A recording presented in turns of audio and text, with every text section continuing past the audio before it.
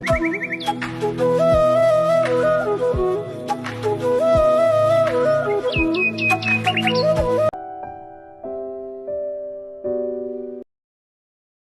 Guys, ಎಲ್ಲರೂ ಹೇಗಿದ್ದೀರಾ? ಎಲ್ಲರೂ ಚೆನ್ನಾಗಿದ್ದೀರಾ ಅಂತ ಭಾವಿಸ್ತಾ ಇವತ್ತಿನ ರೆಸಿಪಿ ಏನಂತ ಹೇಳೋದಾದರೆ ಮನೆಯಲ್ಲಿ ಯಾವ ರೀತಿ ಟೇಸ್ಟಿಯಾಗಿ ವಾಂಗಿಬಾತ್ ಮಾಡೋದು ಅಂತೇಳಿ ಈ ವಿಡಿಯೋದಲ್ಲಿ ತೋರಿಸ್ತಾ ಇದ್ದೀನಿ ಫ್ರೆಂಡ್ಸ್.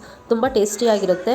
ಅದಕ್ಕೂ ಮುಂಚೆ ಯಾರೆಲ್ಲ ಹೊಸದಾಗಿ ನನ್ನ ವೀಡಿಯೋಸ್ ನೋಡ್ತಾ ಇದ್ದೀರಾ, ಪ್ಲೀಸ್ ನನ್ನ ಚಾನಲ್ನ ಸಬ್ಸ್ಕ್ರೈಬ್ ಮಾಡಿಕೊಂಡು ಪಕ್ಕದಲ್ಲೇ ಇರೋ ಬೆಲ್ ಐಕಾನ್ ಕ್ಲಿಕ್ ಮಾಡಿ ಅಂತ ಹೇಳ್ತಾ ವಿಡಿಯೋನ ಎಲ್ಲೂ ಸ್ಕಿಪ್ ಮಾಡಿದ್ರೆ ಪೂರ್ತಿ ವಿಡಿಯೋ ನೋಡಿ ಅಂತ ಹೇಳ್ತಾ ವಿಡಿಯೋ ಸ್ಟಾರ್ಟ್ ಮಾಡೋಣ ಫ್ರೆಂಡ್ಸ್. ವಾಂಗಿಬಾತ್ ಮಾಡಲಿಕ್ಕೆ ಏನೆಲ್ಲ ಇಂಗ್ರೀಡಿಯೆಂಟ್ಸ್ ತೊಗೊಂಡಿದ್ದೀನಿ ಅಂತ ಹೇಳಿ ನೀವು ನೋಡಿದ್ದೀರಾ ಅಂತ ಅನ್ಕೊತೀನಿ ಫ್ರೆಂಡ್ಸ್. ಫಸ್ಟು ಈಗ ಯಾವ ರೀತಿ ಮಾಡೋದು ಅಂತೇಳಿ ನೋಡೋಣ.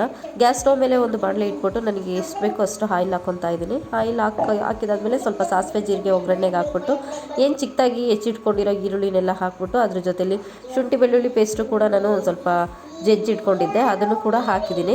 ಹಾಕಿ ಎಲ್ಲ ಫ್ರೈ ಎಲ್ಲ ಆದಮೇಲೆ ಒಂದು 2 ನಿಮಿಷ ಫ್ರೈ ಮಾಡಬೇಕು. ಈರುಳ್ಳಿ ಎಲ್ಲ ಒಂದು ಸ್ವಲ್ಪ ಬಾಡಿದಾದ್ಮೇಲೆ ಏನು ಬದನೆಕಾಯಿ ಹೆಚ್ಚಿಟ್ಕೊಂಡಿದ್ದೀನಿ ಅದನ್ನು ಕೂಡ ಹಾಕಿ ಒಂದು ಸ್ಪೂನ್ ಸಾಲ್ಟ್ ಹಾಕ್ಬಿಟ್ಟು ನಾನು ಇಲ್ಲಿ ಫ್ರೈ ಮಾಡ್ತಾಯಿದ್ದೀನಿ. ಬದನೆಕಾಯಿ ತುಂಬ ಸಾಫ್ಟ್ ಆಗಬೇಕು, ಇಲ್ಲಾಂದರೆ ಹಸಿ ಹಸಿ ಥರ ಅನಿಸುತ್ತೆ. ಹಾಗಾಗಿ ನಾನು ಮತ್ತೆ ಇಲ್ಲಿ 1 ಕಪ್ ಬಟಾಣಿನ ನೆನೆಸಿರೋ ಬಟಾಣಿನ ಉಪ್ಪಾಕಿ ಬೇಯಿಸಿ ಎತ್ತಿಟ್ಕೊಂಡಿದ್ದೀನಿ. ಅದನ್ನು ಕೂಡ ಹಾಕಿ ನಾನಿಲ್ಲಿ ಫ್ರೈ ಮಾಡಿ ನೆಕ್ಸ್ಟ್ ಸ್ವಲ್ಪ ಅರಿಶಿನ ಪುಡಿ ಹಾಕ್ತಾಯಿದ್ದೀನಿ ಫ್ರೆಂಡ್ಸ್. ನೆಕ್ಸ್ಟ್ ಚೆನ್ನಾಗಿ ಫ್ರೈ ಮಾಡಬೇಕು. ಫ್ರೈ ಎಲ್ಲ ಆದಮೇಲೆ ಹೆಚ್ಚಿರೋ ಟೊಮೊಟೊನು ಕೂಡ ಹಾಕ್ಬಿಟ್ಟು ನಾನಿಲ್ಲಿ ನೀಟಾಗಿ ಫ್ರೈ ಮಾಡ್ತಾ ಇದ್ದೀನಿ ಫ್ರೆಂಡ್ಸ್. ಇದನ್ನು ವಾಂಗಿಬಾತನ್ನು 2 ರೀತಿ ಮಾಡ್ಬೋದು. ಅಂದರೆ ಪಲಾವ್ ಟೈಪು ಮಾಡ್ಬೋದು. ನೀರೆಲ್ಲ ಹಾಕ್ಬಿಟ್ಟು ಒಂದೇ ಸಲನೇ ಅಕ್ಕಿ ಎಲ್ಲ ಹಾಕ್ಬಿಟ್ಟು ನಾವು ಪಲಾವ್ ಮಾಡ್ತೀವಲ್ಲ ಆ ರೀತಿಯೂ ಮಾಡ್ಬೋದು, ಇಲ್ಲ ಗೊಜ್ಜು ಟೈಪಲ್ಲೂ ಮಾಡ್ಕೊಬೋದು. ನಾನೀಗ ಇದೇ ರೀತಿಯೇ ಫ್ರೆಂಡ್ಸ್ ಮಾಡೋದು. ಸ್ವಲ್ಪ ನೀರು ಹಾಕ್ಬಿಟ್ಟು ತಳ ಹಿಡಿಬಾರ್ದು ಅಂಥೇಳಿ ನೀರು ಹಾಕ್ಬಿಟ್ಟು ಚೆನ್ನಾಗಿ ಸ್ವಲ್ಪ ಗೊಜ್ಜನ್ನು ಮಿಕ್ಸ್ ಮಾಡಿ ನೆಕ್ಸ್ಟ್ ಅದಕ್ಕೆ 1/4 ಟೀ ಸ್ಪೂನ್ ಗರಂ ಮಸಾಲ, ಅರ್ಧ ಸ್ಪೂನು ಧನಿಯಾ ಪುಡಿ, ಅರ್ಧ ಸ್ಪೂನು ಚಿಲ್ಲಿ ಪೌಡರ್ ಹಾಕ್ತಾಯಿದ್ದೀನಿ ಫ್ರೆಂಡ್ಸ್. ಹಾಕ್ಬಿಟ್ಟು ಚೆನ್ನಾಗಿ ಮಿಕ್ಸ್ ಮಾಡಬೇಕು. ಮಿಕ್ಸ್ ಎಲ್ಲ ಆದಮೇಲೆ ನೀವೇ ನೋಡ್ತಾ ಇದ್ದೀರಾ ಗೊಜ್ಜು ಯಾವ ರೀತಿ ಆಗಿದೆ ಅಂತೇಳಿ.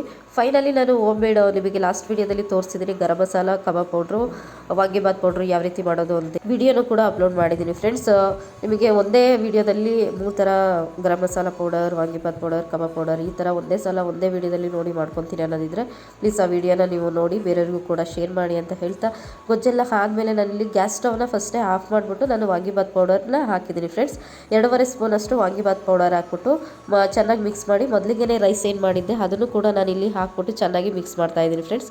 ಮಿಕ್ಸ್ ಎಲ್ಲ ಆದಮೇಲೆ ನೀಟಾಗಿ ಮಿಕ್ಸ್ ಆದಮೇಲೆ ಫೈನಲಿ ಸ್ವಲ್ಪ ಕೊತ್ತಂಬರಿ ಸೊಪ್ಪು ಹಾಕ್ಬಿಟ್ಟು ಒಂದು 3 ರಿಂದ 5 ನಿಮಿಷ ನಾವು ಏನಾದರೂ ಅಂದರೆ ಒಂದು ಪ್ಲೇಟ್ ಮುಚ್ಚಿಬಿಟ್ಟು ಹಾಗೆ ಬಿಡೋದ್ರಿಂದ ನಾವು ಏನು ಮಸಾಲೆ ಎಲ್ಲ ಗೊಜ್ಜೆಲ್ಲ ಏನಿರುತ್ತೆ ರೈಸಿಗೆ ನೀಟಾಗಿ ಅಬ್ಸರ್ವ್ ಆಗಿರುತ್ತೆ ಫ್ರೆಂಡ್ಸ್. ಚೆನ್ನಾಗಿ ಹಿಡ್ದಿರುತ್ತೆ, ತಿನ್ನೋಕ್ಕೂ ಆಮೇಲೆ ತುಂಬ ಟೇಸ್ಟಿಯಾಗಿ ಅನಿಸುತ್ತೆ.